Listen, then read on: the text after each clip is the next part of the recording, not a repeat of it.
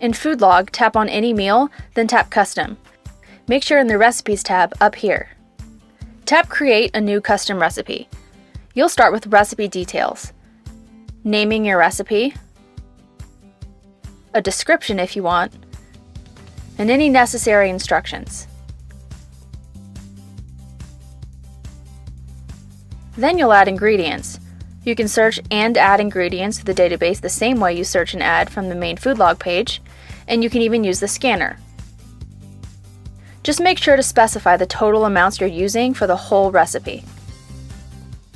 Next, enter in serving size information, which can vary by recipe.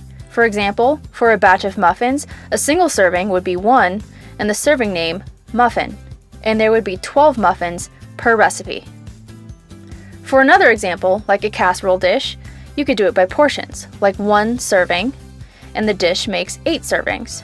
Or 100 grams is a single serving, and the cooked casserole weighs 800 grams total because there are 8 servings. Whichever way you choose, make sure you have all 3 fields filled out here before clicking Create Recipe.